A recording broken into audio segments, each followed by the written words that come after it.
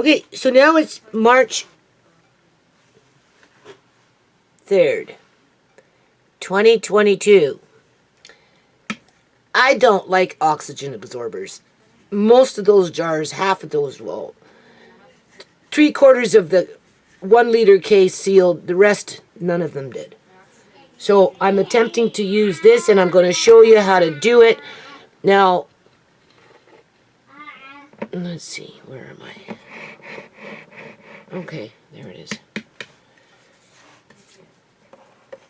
The finer the powder, the harder it is to seal the jar. And just because the jar seals doesn't mean it won't pop at a later date, but besides that point. So I took out the oxygen absorbers because these didn't seal. So I'm going to show you a little trick, okay, that works for me. Now, if I was doing the milk powder, the whole milk powder, and that skim milk powder from Medallion Milks, it's almost impossible because the powder is so fine. This is the cornmeal. I just did the first jar, and I got it to seal. So I'm going to show you how to do it so you don't get frustrated with it. Okay, there's no guarantees though. And I did the beans. Okay. But I'm going to show you my little trick. So, first of all, make sure there's nothing on the rim. Okay, I'm not using a coffee filter. I find that they don't really work that good because if the powder's going to go through the tube, it's going to find its way and it's going to do that. So just give it a, just make sure there's no little grit on there, right? Take your thing, put it on top. Take this. Now I'm just going to run it, okay? I'm not going to turn off the camera. We're just going to go through the process. Okay, now there's a good chance this will seal the way I'm showing you how to do it. Now we're going to run it. Just let it run for a bit. At some point you're going to hear, more than likely, the motor change. Okay? If you notice, I got lights there. You see? You can hear it changing. Okay? It's running higher now.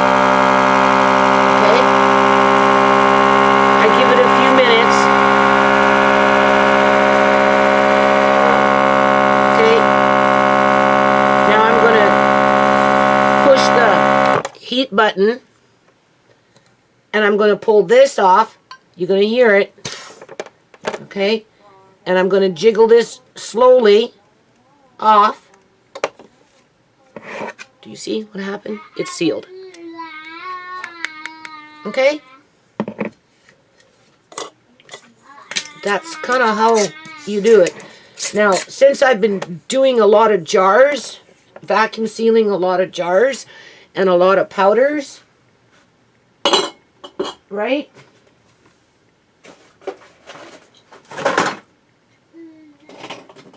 A lot of jars and a lot of powders. Now this one seems to be sealed, so maybe this oxygen absorber worked in this one, so we won't play with that one. We're going to do this one the same way. Okay? Make sure, yeah, see? This is why I don't like these things, people. You're wasting your money. Other people feel the same way. Now, because there's a lot of sugar content on this, honestly, I would say it even feels a little sticky. Right? Not that it's a bad thing when you're trying to seal a jar, but just make sure it's nice and clean. Okay? And just give it a quick, right? We're going to use the same principle. Now I'm going to warn you though, it's hard on your thing. This food saver is a new food saver. Like I bought it, well, just, within the last, 8 months or whatever it was. And doing all the jars that I've been doing, and just whatever, there's a part in it that doesn't really work, right? But, you know, you learn to compensate for these things. And I think in part because of having to find a way to be able to vacuum seal. So just connect everything back. Put on your, right? Just listen to it. Right? I got my fluorescent lights, new bulbs in there, but they're flashing. You can hear it starting to change. See? It's speeding up. Right? It won't kick off by itself, and if it does, I find doing it this way works better. I just give it a, you know, maybe 30 seconds, 60 seconds. And then I put the seal on. I don't open it, nothing, right? I take it from here. Right? And then I just jiggle this off as gently as I can. And chances are it's going to be sealed. Now, because you're not using an oxygen absorber, obviously there's still quote-unquote oxygen in there. But, whatever, some people never use them and they vow that this is the best way.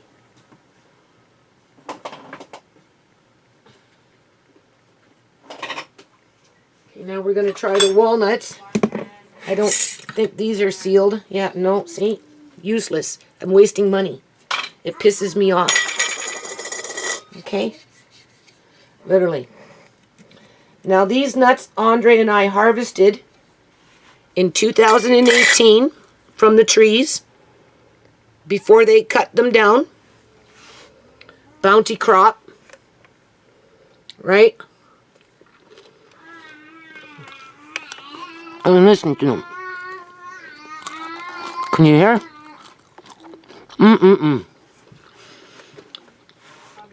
They're so good. They were in the freezer for how many years, people? Vacuum sealed? And then my freezer unthawed. Right? And then I did whatever, the meat, and then I just opened up the bags.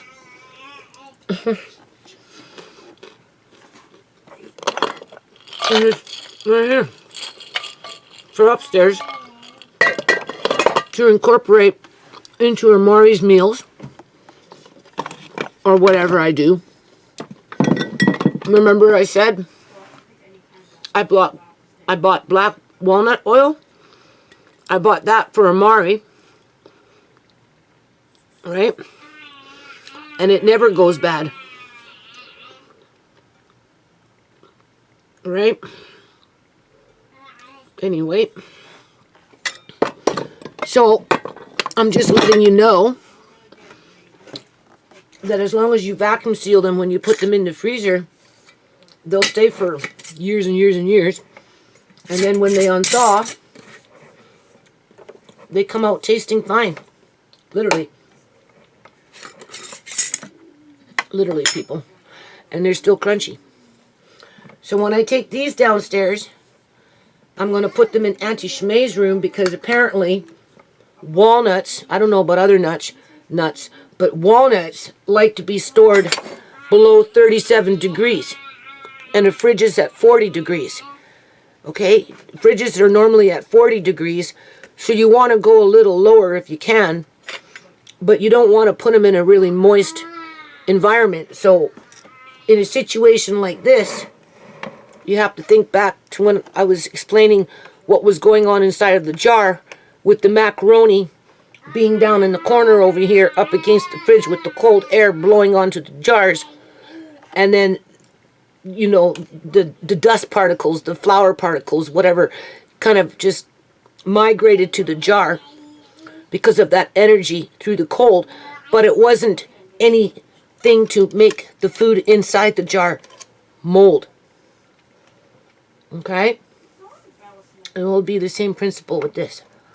So I'm not putting it in the fridge, but Auntie Shmei's room can get pretty cold because I keep it cold with the window open just a little bit. And that room and my room, like my bedroom and that room, are the two coldest rooms in the whole house. So we're going to do the same thing, right? It's frustrating when you do this stuff and it's not working out. So this is why I'm showing you through my trial and error, right?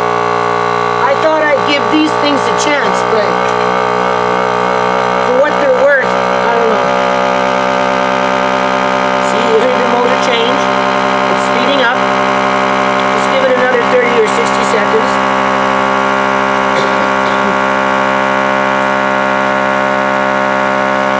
And then push your heat seal on there, because mine is broken now. It won't do that because of what I've been doing. So, but I can still work around it. Pop it. Sometimes it's sealed, sometimes it's not. Most of the time it is.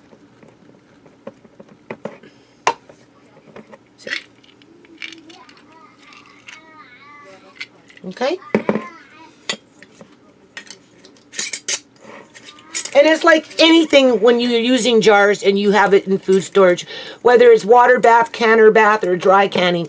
Well, I wouldn't, yeah, I guess, well, that's not really even considered dry canning, but, you know, dry goods in jars.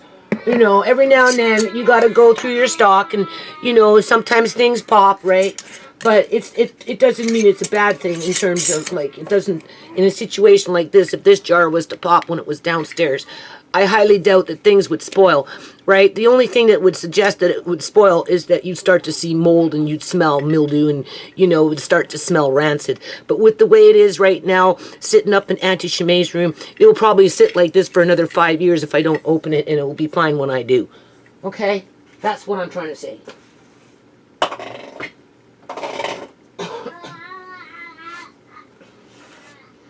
Now this one, I don't know. Did I do this one? I don't know.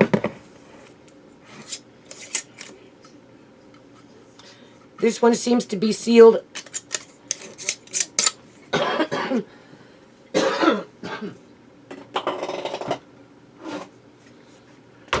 Okay.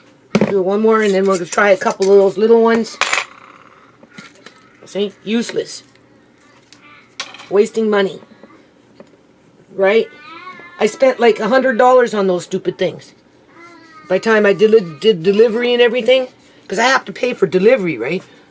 I'm just dumb. I found that where it was the most useful was with the milk product, because it was so fine, and with the beetroot. You know, it was the beetroot, right? It was so fine. But other than that, you know. Okay. These new fluorescent lights, I think there's something wrong with my ballot. Because every now and then the light will completely turn off and then flash right back on. And they're slightly going like this. Making my eyes go bleeding.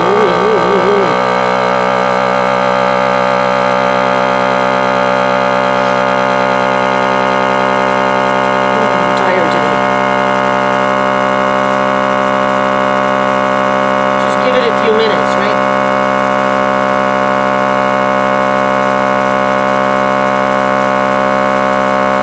This is beans, so there's a little more air. So I'm just giving it a little longer, right?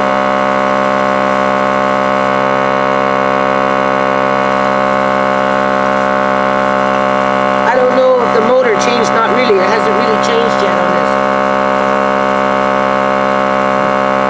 I usually take it when the motor changes as my cue to give it that extra 30, 60 seconds or so. But when it starts, you see, this is what I'm saying. This machine doing what I've been doing kind of broke it. So it doesn't even go into the seal mode. I have to push the button in order to change the mechanism inside. So we're going to do that now. Okay. All right. So even with a broken machine, you can do it. Okay. I should have done that the first time around. But I wanted to use up these oxygen absorbers because I'm clearing out stuff, right?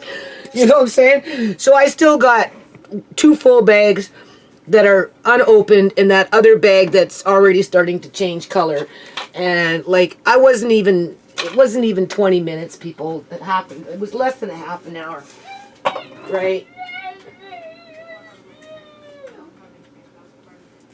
Okay, well, for whatever reason, I don't know. Those other ones seem to be popped down.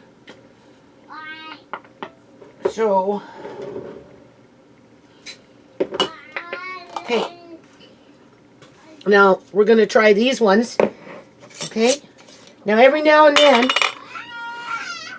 you will get a jar that's a dud, that no matter what you will do, nothing will seal. Just nothing. It will never seal. So be aware of that, because sometimes jars are defective. Okay? You get the odd one.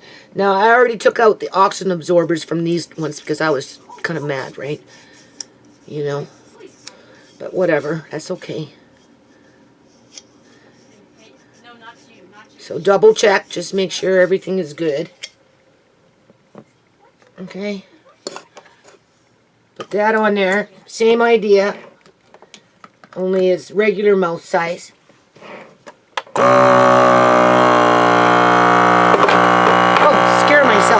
Gave myself a heart attack. That's what happens when I'm tired.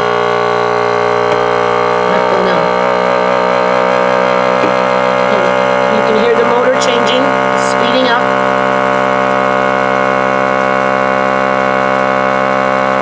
My other 2 boxes of cornmeal came in this morning, and my black-eyed peas and cashews. So I'm going to open up the cashew box, and we're going to take a look at them. Because these ones came from the States. Okay, so just, you know, kind of go with whatever you think is enough time. There you go. Okay. All right. So that's a really little good trick to know, so you don't get frustrated. Now, these other jars sealed, so I will leave the ones that did seal with the oxygen absorbers. But again, you know, if you don't have oxygen absorbers, don't get all stressed out about it. Let me go get this, what is it called? The cashew nuts. Hold on. Okay, so now you know what to do if you're having problems vacuum sealing jars. Okay? For whatever reason, you can try that little technique. It's pretty effective.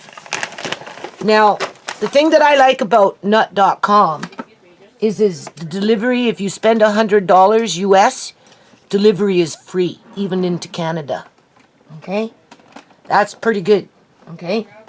Considering what I just went through with that butter thing. In terms of delivery and customs and all, right? The same mailman came this morning. He says, there's no custom charge today. And I'm like, yeah, because that's really odd. Andre? I said, that's really odd. I normally don't have to pay customs, you know, but for whatever reason, I did then. But yeah, Andre? Yeah? Please. But for whatever reason, I had to do it then. The guy asked me, he said, what you got this time? Because he said, if I ever need anything, can I come by? You know, in terms of the shit hits the fan. I said, yeah, by all means, don't worry about it. I got your back. Right? Big, tall guy. Put him to work in the yard. Work for your supper. Right? Just kidding, okay? I'm just kidding. But you never know. He might come with his children. I wouldn't turn him away. No. You never know, people. You just never know. So anyway, cashews are kind of expensive. But, you know, they're a protein that's got good vitamins, you can see. Now, the last time I bought cashew nuts, it was from Organic Matters. And I've got them in my 1.9 liter jars. One downstairs in Auntie Shemay's fridge. And then one up here that we just went through that little mill thing. And it pretty much turned into like a confectioner sugar. Right? I just wanted to have a little extra on hand in the fridge downstairs while I had the opportunity to basically do it pretty much at the same price. I know they're expensive in terms of, like, I don't know, it was $70 or something like that for 5 pounds, right? Sometimes you're going to have to do that, right? You know, but once you have it, right? So this is what they are. I don't really want to open the bag yet until I'm ready to put them in jars. I have the jars so I can wash the jars. It will get me one full jar. Anyway, I don't know. It's supposed to be 5 pounds. Anyway. And then I did order the wheat last night. I mulled it over in my brain. Debated it over and over. And I'm getting a chickpea mitsu with live, excuse me, with live probiotics in it. I'm just trying a little container first, right? I have some old mitsu, but I guess this one, because it's made with chickpeas, it's not as salty tasting. So I thought that might be good to incorporate into Amari's diet. So if I like it, I'll probably end up ordering more. Right? And put that in the fridge, because that will sit for a long time as well, right? I think mitsu can actually sit forever, really, in the fridge. I don't know about chickpea mitsu, but either or, we got that coming with the rife wheat. And I'm looking so forward when I'm done this, people. Like, serious. You don't know. And then, I was saying to Lady P, if there's anything that I want to order after the fact of finishing up over the next month or two, the only thing I would do would probably do 50 pounds in organic cornmeal, because I've got 75 pounds of regular cornmeal. Andre! Right? And I would get more of that coconut butter. Yeah. Because I'm starting to use this quite regularly with Amari. Like I gave it to him today with his bran. He had raisin bran. So I have to take the raisins and I chop them up really, really small. I soak them in milk for a little while. Obviously, I soak his raisin, or I soak his bran flakes, right? Then I mash them up. And then I put in some of that, I don't know where it is right now. Some of that coconut butter. Then I use local honey. Or I'll change up the honey depending on what I'm feeling at the time. Right, but this is local honey. So this has got the pathogens within the Fraser Valley, which, you know, in terms of viruses and stuff, the bees come into contact and then make honey, so that if you eat the honey, you kind of build a natural immunity too, right? Now, I have to give Tisha one of these jars yet, but they're packed someplace else. I just gave her one big bucket of honey that came from Amazon, but I want to give her one of these ones, because these ones are the ones that help to build your immune system, right? Because of where they were made in terms of your local area. So I give them at least a teaspoon or more. I try and push it up to a tablespoon, not quite, you know. And then same thing with the coconut butter. So when I'm ready, I'm going to order another 1 or 2 more big buckets. Only next time when I go to rejar it, we kind of know what we need to do, right? So it will be a one-time process, okay? When I go to rejar the next bucket, when I ordered that bucket. And I would only be doing that, people, basically for Amari. Right? I'm a coffee drinker. That's my food source. And then I ended up buying a few more bags. I ended up getting into that little Punjabi store that I really like to go. I told him last night when Tisha took me out, and we were kind of up in the neighborhood. I said, oh, can we go there? I haven't been there for so long. I go inside, and nobody bugged me about wearing a mask, people. They didn't say nothing. I went through the store quickly, got what I wanted to get. I got a whole bunch of bags of frozen vegetables. Now you have to remember, I'm really sticking my neck out financially here, but besides that point, right, I'm coming near to the end of it.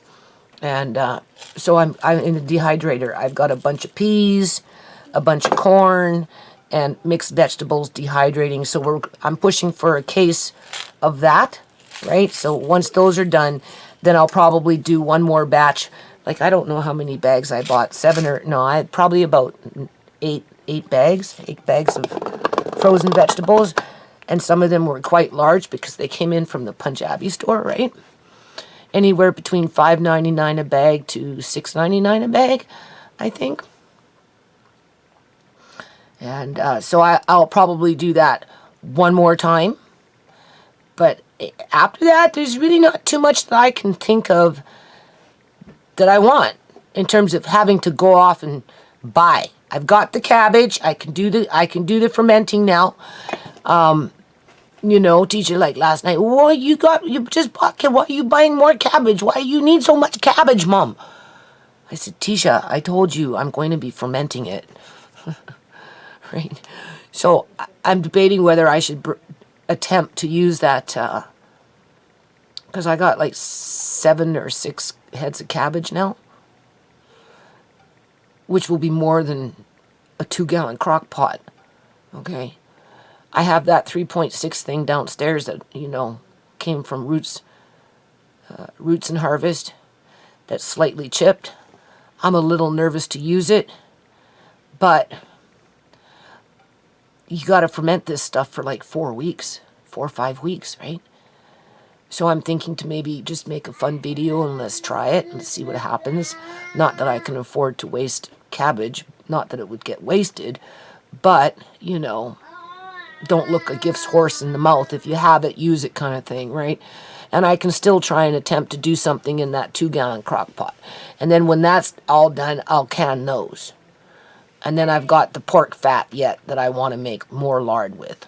And I'm feeling pretty satisfied, people. I'm almost ready to let go of this part of my life.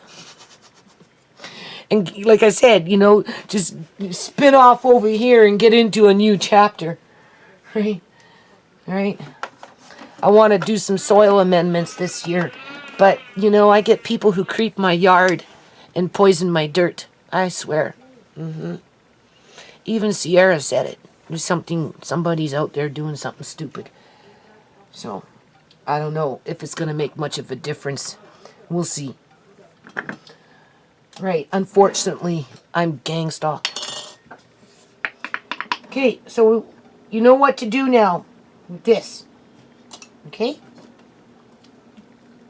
I am not using a coffee filter.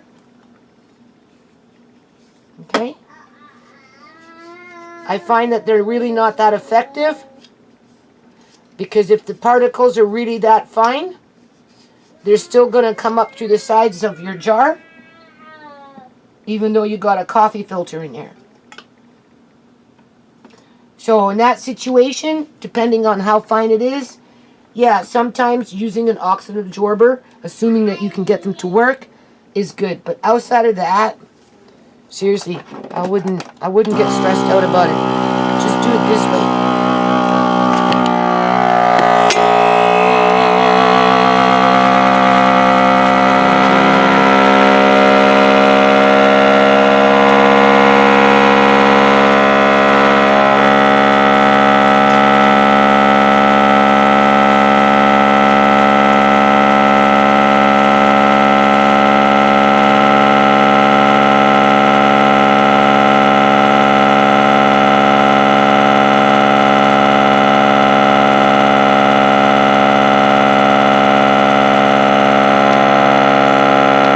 like I said, my machine's kind of broken now after doing this. But I can still use it. There, see?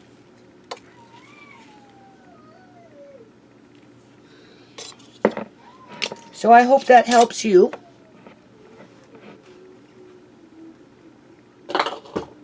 Okay? I'll be back. Hold on.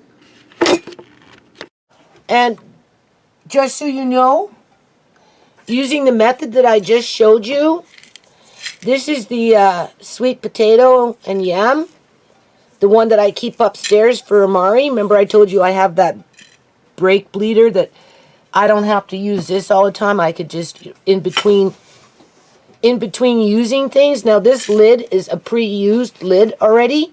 You can see it was canned. This was a Blackberry and from 2000 and looks like 16, the lid itself. I just did what I showed you and look at that. Okay? So you can use lids for this, okay? Right? When I'm canning like that, well, not canning, but when I'm storing food like this long term, because I'm always buying new jars, they come in with their own lids, people. So, you know, like, I don't fuss with it because anything used as I get them, you know, I use them for my counter and, you know, whatever I've got, you know what I mean? Or maybe freezing stuff, right? Right? So I end up always using new lids when I do stuff like this because the jars come in with their own lids. And like I said, you know, if for some reason we came into a canning jar shortage and you couldn't find jars and you needed jars with brand new lids, oh, it would be easy for me to find a whole bunch of jars. All I have to do is just take a case and open them up and empty the freaking beans or the cornmeal or the oatmeal or the chickpeas or the quinto or the peas or whatever it is that I've got, case after case after case with new lids, and that would be my canning jars. In the event of an emergency and there were no jars to be found with lids. But as you eat them one by one, right? These are new. So you're not losing. Especially when you have commercial farmers telling you, go buy canning jars. Right? Oh, it came out. See? What happened? Didn't I just show you that it worked? So why did it do that?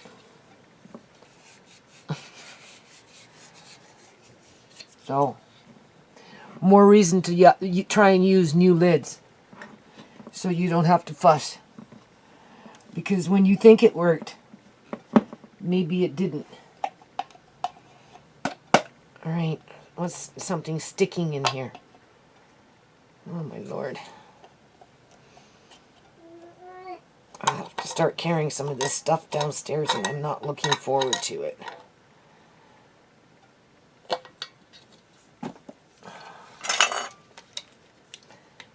What happened?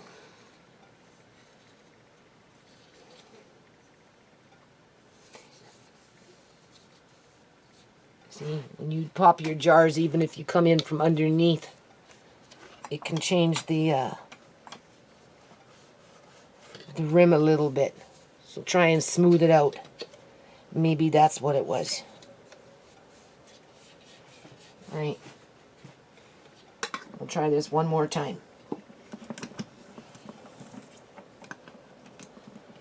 See, I plan on using that quite regularly. So I'm not too worried about vacuum sealing it because, you know, I'm trying to incorporate certain things into Amari's diet more regularly. Right. See, look how many of these got wasted. So many. Because once these are done, you can't use them no more. Like, this is like throwing away money, man.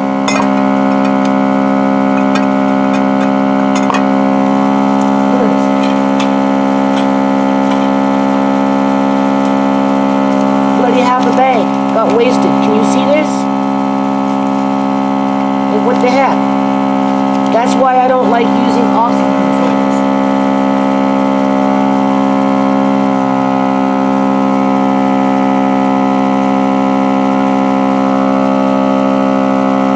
I'm just giving it a little more time.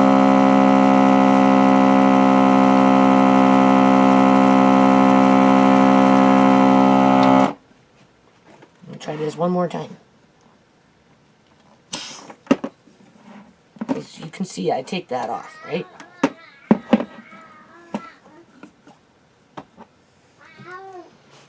Okay, well, it seems to be working, unless it's going to release itself.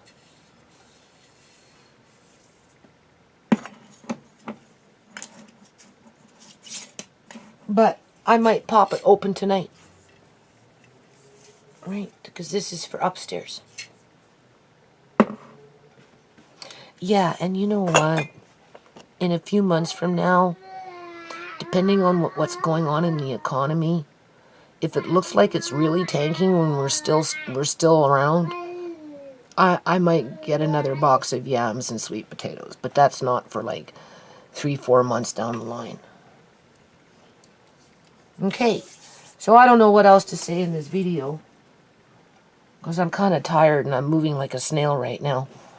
I went into my food storage, so maybe we'll just kind of leave it short and sweet. How about that? Look at this. Pineapple juice, 2018. Now, the pineapple settles to the bottom, and then you get a nice clear liquid up on top.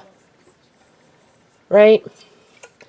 But of course, you know, depending on how much you strain it and what you're looking for, and I mean, if I kept straining and straining and straining and straining, I suppose I could have gotten rid of some of the pulp, but you know, right, it's not completely necessary. So, and of course it oxidized a little bit because it's from 2018. Now, mind you, it's been in my bedroom in a nice shelf in the back in the dark, very, very cold. But still, I thought I'd bring this out and test it. I didn't make too much of that. I don't know how many jars, but... And then, a long time ago, somebody suggested canning apple slices. Right? It was actually a social worker that was involved with Andre when Andre was little. She admired me for my canning. She said she did a lot of canning too, and suggested that I try apple slices. So one year I decided to try apple slices. This was in 2018 as well. I don't know what month, probably in the month of, in the summertime because of the tree, right? I get apples from. So I thought I'd try that, right? So I'm going to be opening up these, and then, I mean, we can open it up right now and taste it. We could.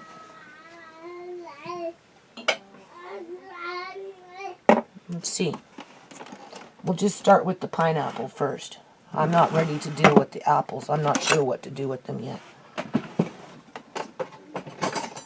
Because you know I make the applesauce with Amari and the apple blueberry, the apple strawberry, the apple raspberry, the apple blackberry, the apple apricot, apple mango, right?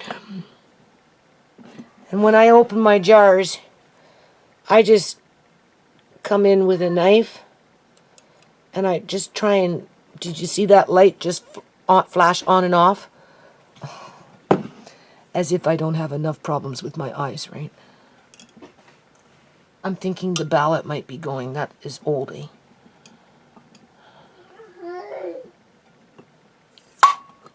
Did you hear that? That's nice. That's nice, people. Now, there's a little bit of oxidization in it. Okay? We've talked about oxidization before. All right? You get that with tomatoes. You can get that with beans. Okay?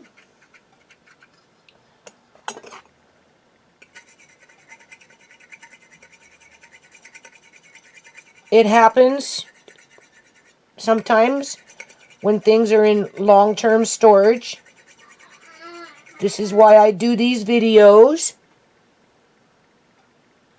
So that if you come across something like that, you're not all scared and panicky. Now, when I smell it, it smells like pineapple juice.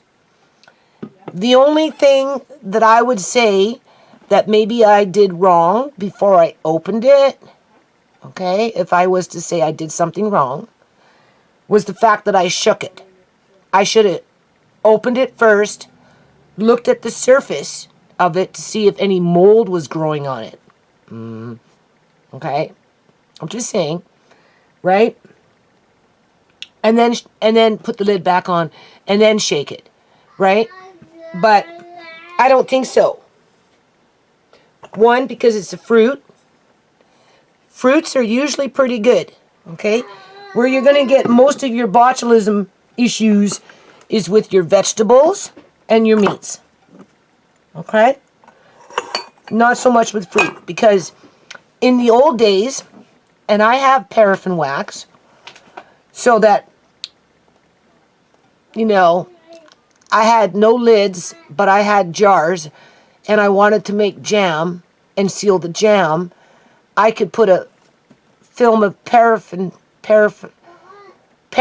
wax as a sealer to preserve the food, the jam, right, underneath in the jar.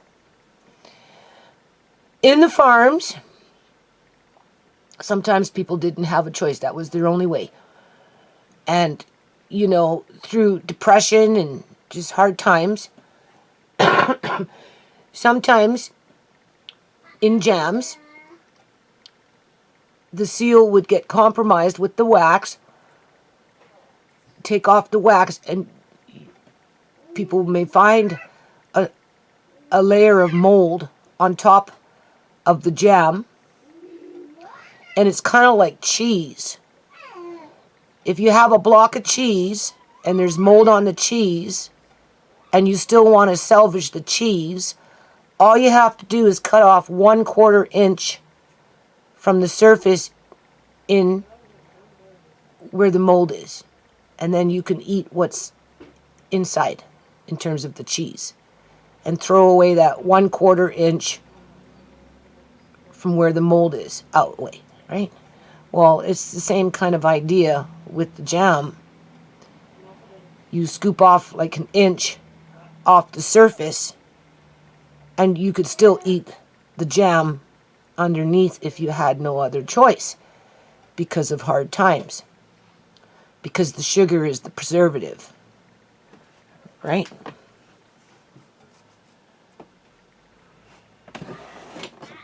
So just because there's mold on something, I'm trying to tell you, doesn't necessarily mean that you can't salvage the food, but you can only salvage certain kinds of food. If bread is moldy, you cannot eat the whole loaf. You got to get rid of the whole loaf because bread is porous. And once you start getting mold on bread, it travels through the pores right in deep into the bread. Where cheese is thick and condensed, so you can cut off 1/4 inch all the way around from where the mold is, and you can still eat the cheese. Just like if you were on the farms and you only were down to your last 5 jars of freaking jam, and one of them happened to have a compromise, something where there was a little bit of mold growing on the surface because, you know, the paraffin wax shrinked up or something, all you'd have to do is take a spoon and scoop off 1 inch off the surface of the jam, and the rest of the jam underneath more than likely would be fine. So you just have to use your head. So in this situation, I should have opened the jar first and just double check. But if there was mold in here, okay, you would see it floating around. And I'll show you. you would see it floating around, because you know how mold is. It comes together and has its own colors and everything, right? And this is clean. Nice and clean. Can you see how clean that is? If there was mold in there, it would come to the surface, even though I shook it. Okay? Just by default of the nature of mold and how it sticks together like birds of a feather. Okay? So now, do you understand why that was just oxidization on the lid? Okay? The lid itself is not compromised. Okay? There's no rust on the lid. It's completely clean.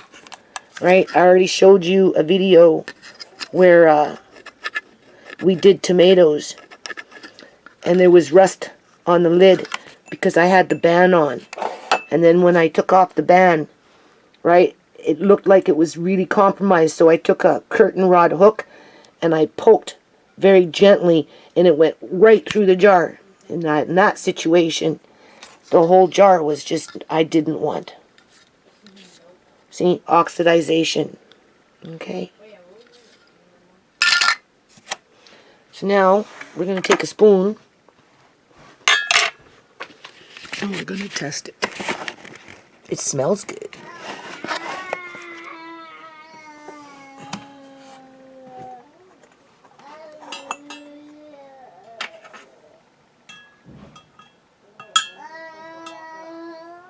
Here we go.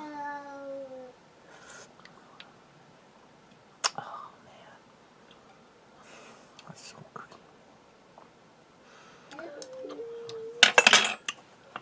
Tastes like pineapple, people. I don't know what I did, but whatever I did a good job.